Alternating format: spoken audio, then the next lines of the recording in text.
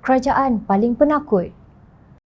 Semakin lama semakin terselah bahawa Kerajaan Perikatan Nasional ialah kerajaan paling penakut sejak negara kita mencapai kemerdekaan pada tahun 1957 setelah dengan berani melakukan kudeta yang tidak pernah terjadi di Malaysia. Tan Sri Muhyiddin Yassin dan kabinet super size-nya menjadi kerajaan yang penakut.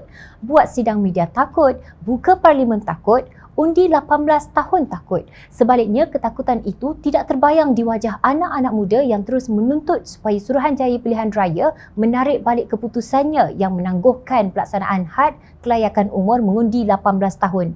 Ketua Pemuda Pakatan Harapan Syazni Munir Muhammad Isnin bertegas tidak akan teragak-agak untuk menggerakkan protes yang lebih besar sekiranya kerajaan terus berdiam diri terhadap tuntutan mereka berhubung pelaksanaan undi 18. Beliau berkata biarpun telah dipanggil oleh pihak berkuasa dan berpotensi untuk didakwa di mahkamah, mereka sama sekali tidak akan memperlahankan langkah dalam menuntut hak undi 18. Jika sampai ke satu tahap kerajaan masih terus memekakkan diri dan berkeras untuk tidak mahu laksanakan juga, maka kita tidak akan teragak-agak untuk melaksanakan protes secara besar-besaran.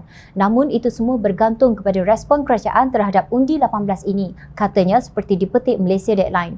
Selain itu, menurut Syazni, pihaknya akan terus mengadakan perbincangan dengan badan-badan bukan kerajaan seperti Bersih 2.0 serta parti politik kerajaan untuk melihat apa lagi pilihan yang boleh digerakkan bersama agar undi 18 dapat dilaksanakan segera. Sebelum itu, Himpunan Aman yang dianjurkan Sekretariat Himpunan Tuntut Undi 18 telah disertai lebih 200 anak muda yang kebanyakannya bukan dari kalangan ahli politik tetapi melibatkan badan bukan kerajaan dan aktivis. Akibatnya, peserta himpunan tersebut telah dipanggil untuk memberi keterangan dan siasatan mengikut Seksyen 9-5 Akta Perhimpunan Aman 2012 iaitu mengadakan perhimpunan tanpa notis. Untuk rekod, Dewan Rakyat telah meluluskan pindaan perkara 119-1 Perlembagaan Persekutuan Malaysia untuk menurunkan had umur mengundi kepada 18 tahun pada 16 Julai 2019. Tindakan ini diikuti oleh Dewan Negara pada 25 Julai 2019. Keputusan tersebut turut disokong oleh ahli Parlimen UMNO, PAS dan Bersatu. Namun mereka yang kini menjadi kerajaan dilihat main kasar dengan memungkiri persetujuan sendiri dan kini berdolak dalih.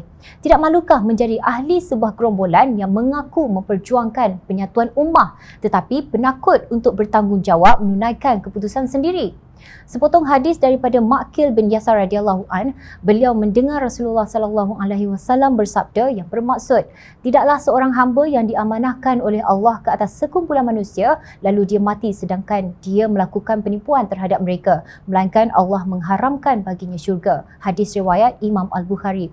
Kalian takut membuka pintu parlimen untuk berbahas mempertahankan keputusan. Kalian takut berhadapan dengan undi anak muda yang kritis, tetapi kalian tidak takut kepada amaran Allah dan pesanan Rasulullah sallallahu alaihi wasallam.